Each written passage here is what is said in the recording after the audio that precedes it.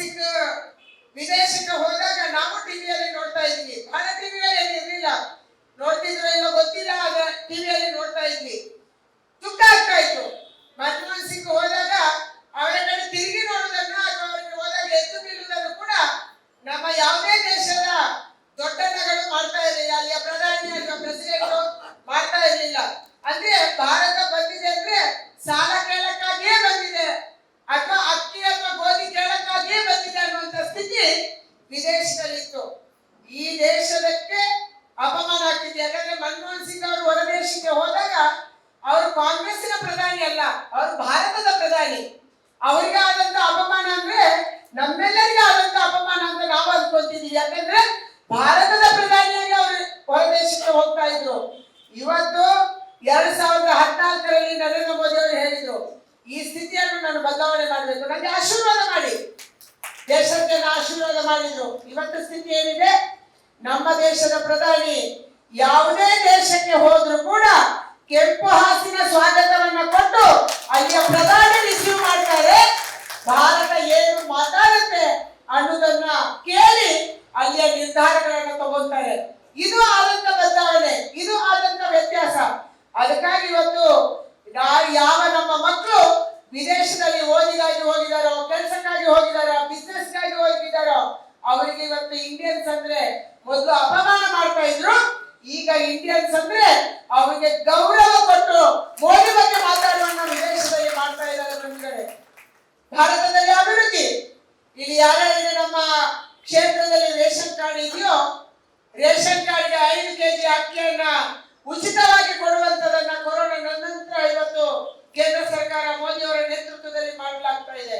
Gas ಇಲ್ಲದವರಿಗೆ gas ಕೊಡುವ ಯೋಜನೆ, ವಿದ್ಯುತ್ ಇಲ್ಲದವರಿಗೆ ವಿದ್ಯುತ್ ಕೊಡುವ ಯೋಜನೆ, ಶೌಚಾಲಯ ಇಲ್ಲದ ಮನೆಗೆ ಶೌಚಾಲಯ ಕೊಡುವ ಯೋಜನೆ. ನಮ್ಗೆ ಅಷ್ಟೇ ಆಗ್ಬೋದು. ವಿದ್ಯುತ್ ಇಲ್ಲ ಅಂದ್ರೆ ಏನು, ಬೆಂಗಳೂರವರಿಗೆ ಗೊತ್ತಿಲ್ಲ ವಿದ್ಯುತ್ ಇಲ್ಲ ಅಂದ್ರೆ. ಯಾವ ನಮ್ಮ ಬೇರು, ನಮ್ಮ ತಾಯಿ ಬೇರು ಯಾವ್ದೋ ಹಳ್ಳಿಯಲ್ಲಿದೆ. ನಾವು ಯಾರು ಸಿಟಿಯವರೇ ಅಲ್ಲ, ನಮ್ಮ ಎಲ್ಲರ ಬೇರು ಕೂಡ ಹಳ್ಳಿ. ಅದು ಬೆಂಗಳೂರಲ್ಲೇ ಹುಟ್ಟಿದ್ರು ಕೂಡ ಅದು ಬೆಟ್ಟ ಕಾಲೂರೇ. ಅದಕ್ಕಾಗಿ ಇವತ್ತಿಗೂ ಇಲ್ಲಿಗೆ ದಾಸರಹಳ್ಳಿ ಅಂತಿದೆ. ಒಂದು ಹಳ್ಳಿಯವರೇ ನಾವು. ಆ ಹಳ್ಳಿಯಲ್ಲಿದ್ದಂತ ತಾಯಿಗೆ ಶೌಚಾಲಯ ಇರ್ಲಿಲ್ಲ. ತಾಯಿ ಶೌಚಕ್ಕೆ ಹೋಗ್ಬೇಕಂದ್ರೆ ಅವಳು ಬಾಣಂತಿ ಇರ್ಲಿ, ಗರ್ಭಿಣಿ ಇರ್ಲಿ, ಸಂಜೆ ಆಗುವ ತನಕ ಕಾಯ್ಬೇಕಾಗಿತ್ತು ಬಯಲು ಸೀಮೆಗಳಲ್ಲಿ. ನನ್ನಂತ ಜಿಲ್ಲೆಗಳಲ್ಲಿ ನಾವೆಲ್ಲ ಮಂಗಳೂರಿಂದ ಬಂದವರು, ಪೊದೆ ಇದೆ, ಮರ ಇದೆ, ಗಿಡ ಇದೆ, ಬೆಟ್ಟ ಇದೆ, ಕಾಡಿದೆ.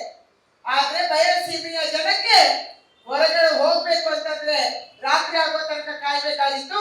ಇಲ್ಲಿರುವಂತ ಮುಖಂಡರು ಪ್ರವಾಸ ಮಾಡಿರುವಾಗ ನೋಡಿರ್ಬೋದು, ರಸ್ತೆ ಬದಿಯಲ್ಲಿ ಕೂರ್ತಾ ಇದ್ರು. ನಮ್ಮ ಕಾರು ಹೋಗುವಾಗ ಬೆಳಕು ಬಿದ್ದಾಗ ಎದ್ದು ನಿಂತಿದ್ರು ನಮ್ಮ ತಾಯಿಯಂದ್ರು. ಆ ಸ್ಥಿತಿ ಇತ್ತು. ಅದಕ್ಕಾಗಿ ಇವತ್ತು ನಮ್ಮ ನರೇಂದ್ರ ಮೋದಿ ನಿರ್ಧಾರ ಮಾಡ್ತಾರೆ, ಎಲ್ಲ ಮನೆಗಳಲ್ಲಿ ಕೂಡ ಶೌಚಾಲಯ ಆಗ್ಬೇಕು. ಆ ಶೌಚಾಲಯ ನಾನು ಕಿತ್ಕೊಡ್ತೀನಿ. ಶೌಚಾಲಯ ನಿರ್ಮಾಣ ಆಗಿದೆ, ಮ್ಯಾಂಡೇಟರಿ ಮಾಡಿದೀವಿ. ಯಾರೇ ಹೊಸ ಮನೆ ಕಟ್ಟಿದ್ರು ಕೂಡ ಕಂಪಲ್ಸರಿಯಾಗಿ ಶೌಚಾಲಯ ಕಟ್ಟಲೇಬೇಕು ಅನ್ನುವಂತ ಮ್ಯಾಂಡೇಟರಿಯನ್ನು ಇಡೀ ದೇಶದಲ್ಲಿ ಇವತ್ತು ಸರ್ಕಾರ ಮಾಡಿದೆ. ಹೊಸ ಮನೆಗಳಿಗೆ ಶೌಚಾಲಯ ಇರಲೇಬೇಕು. ಆ ಮಾಲೆ ಮಾತ್ರ ಅದಕ್ಕೆ ಪರ್ಮಿಷನ್ ಸಿಗುತ್ತೆ, ಇಲ್ಲಾಂದ್ರೆ ಪರ್ಮಿಷನ್ ಕೊಡಲ್ಲ. ವಿದ್ಯುತ್ ಇಲ್ಲ ಅಂದ್ರೆ ಏನಂತ ಗೊತ್ತಾಗಲ್ಲ ನಮ್ಗೆ. 28,000 ಹಳ್ಳಿಗಳಲ್ಲಿ ನಮ್ಮ ದೇಶದಲ್ಲಿ ವಿದ್ಯುತ್ ಇರಲಿಲ್ಲ ತಾಯಿ. ಇಲ್ಲಿ ಹಳ್ಳಿಗೆ ವಿದ್ಯುತ್ ಇರಲಿಲ್ಲ, ಸಂಪರ್ಕನೇ ಇರಲಿಲ್ಲ. ನಾನು ವಿದ್ಯುತ್ ಸಚಿವೆ ಆಗಿದ್ದೆ ರಾಜ್ಯದಲ್ಲಿ, ನಾನು ಸಚಿವೆ ಆಗಿದ್ದೆ. ನಮ್ಮದೇ ಜಿಲ್ಲೆಗಳಲ್ಲಿ, ನಾನು ಹುಟ್ಟಿರುವ ಮಂಗಳೂರು ಜಿಲ್ಲೆಯಲ್ಲಿ ಜನ ಕೇಳ್ತಿದ್ರು ವಿದ್ಯುತ್ ಕೊಡಿ ಅಂತ. ಒಂದು ಮನೆಗೆ 2-3 ಕಿಲೋಮೀಟರ್ ದೂರ ಕಂಬ ಹಾಕ್ಬೇಕಂದ್ರೆ 20 ಕಂಬ ಹಾಕ್ಬೇಕು.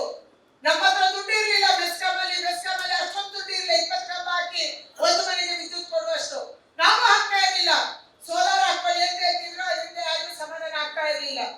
ಆದ್ರೆ ನಮ್ಮ ನರೇಂದ್ರ ಮೋದಿ ಅವರ ನೇತೃತ್ವದಲ್ಲಿ 20 ಕಂಬ ಹಾಕ್ಬೇಕಾದ್ರೆ ಆ 20 ಕಂಬವನ್ನು ಕೂಡ ಉಚಿತವಾಗಿ ಕೊಟ್ಟು ಅಷ್ಟು ಮನೆಗಳಿಗೆ ನಾವು ವಿದ್ಯುತ್ ಸಂಪರ್ಕವನ್ನು ಈ ದೇಶದಲ್ಲಿ ಮಾಡಿದ್ವಿ.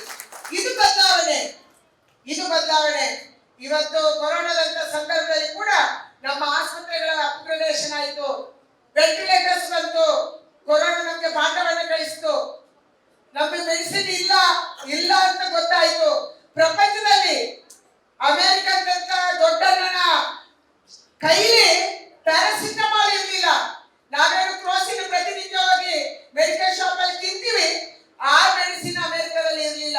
ಅವರಿಗೆ ನಾವು ಮೆಡಿಸಿನ್ ಕಳಿಸಿದ್ವಿ. ನಮ್ಮ ದೇಶ ಮೆಡಿಸಿನ್ ಕಳಿಸ್ತು. ಹಾಲಿಲ್ಲ ದೇಶಕ್ಕೆ ಹಾಲು ಕಳಿಸ್ತು, ತರಕಾರಿ ಇಲ್ಲದ ದೇಶಕ್ಕೆ ತರಕಾರಿ ಕಳಿಸಿದ್ವಿ.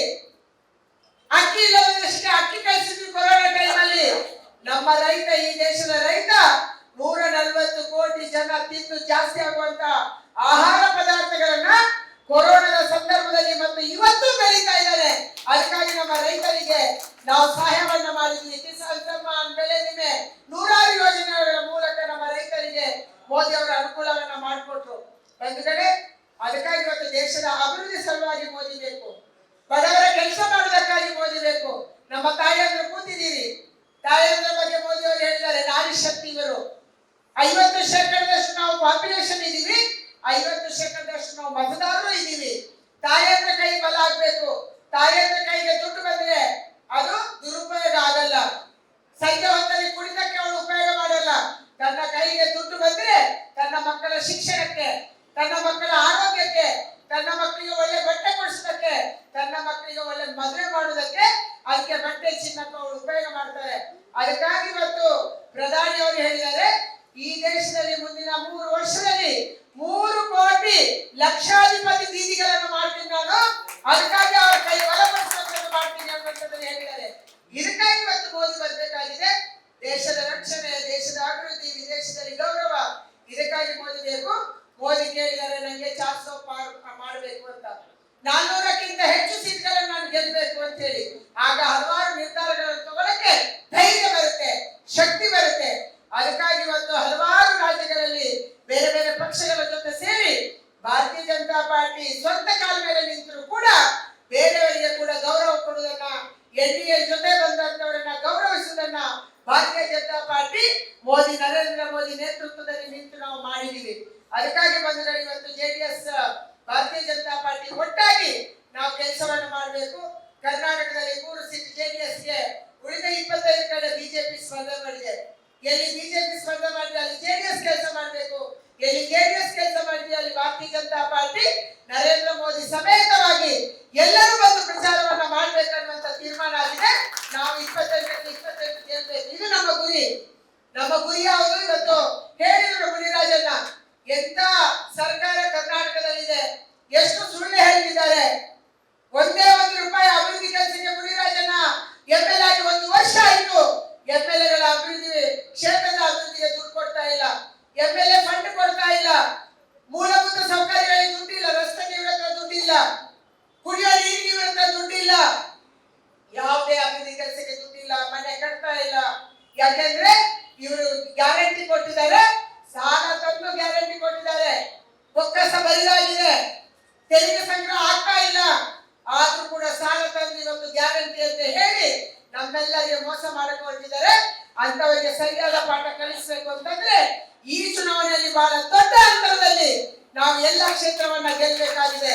ದೇವೇಗೌಡರ ಅಳಿಯ, ಸ್ವಂತ ಅಳಿಯ, ದೇವೇಗೌಡರ ಅಳಿಯ ಡಾಕ್ಟರ್ ಮಂಜುನಾಥ್ ಅವರನ್ನು ದೇವೇಗೌಡರ ಅಳಿಯ ಅಂತ ಯಾರು ಕರೆಯಲ್ಲ, ಡಾಕ್ಟರ್ ಮಂಜುನಾಥ್ ಅಂತ ಕರೀತಾರೆ.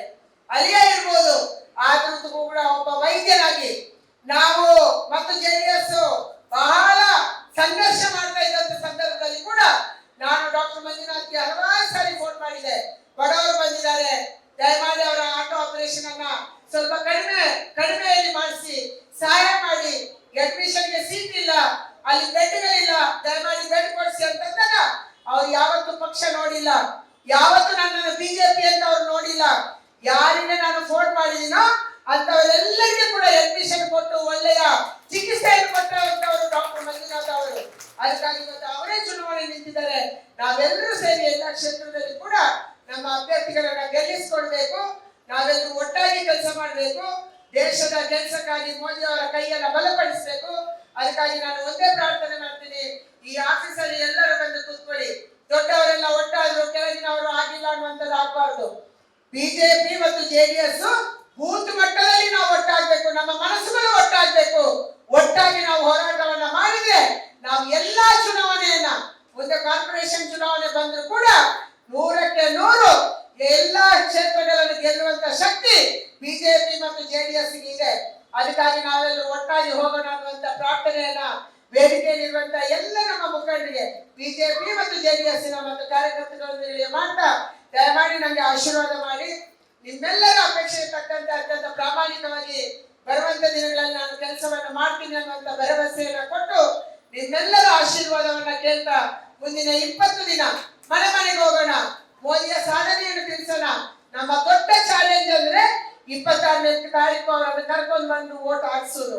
ಮೋದಿಯವರ ಮನಸ್ಸಲ್ಲಿದೆ, ಬೆಂಗಳೂರು ಜನ ಬೂತಿಗೆ ಬರಲ್ಲ, ವೋಟ್ ಹಾಕಲ್ಲ, ನನ್ನನ್ನು ಪ್ರೀತಿ ಮಾಡ್ತಾರೆ.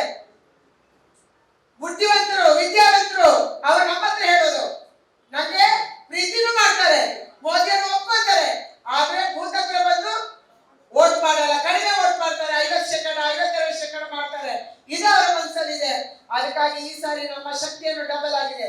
ನಾವು ಡಬಲ್ ಶಕ್ತಿಯನ್ನ ಮನೆ ಮನೆಗೆ ಹೋಗೋದ್ರ ಮೂಲಕ ತೋರಿಸ್ಬೇಕು, ಅವರ ಮನವೊಲಿಸ್ಬೇಕು, ಕರ್ಕೊಂಡು ಬಂದು ಓಟ್ ಹಾಕಿಸುವಂತ ಜವಾಬ್ದಾರಿಯನ್ನ ಇಲ್ಲಿರುವಂತ ಎಲ್ಲ ನನ್ನ ಅಣ್ಣ ತಮ್ಮಂದ್ರು ಮಾಡಬೇಕು.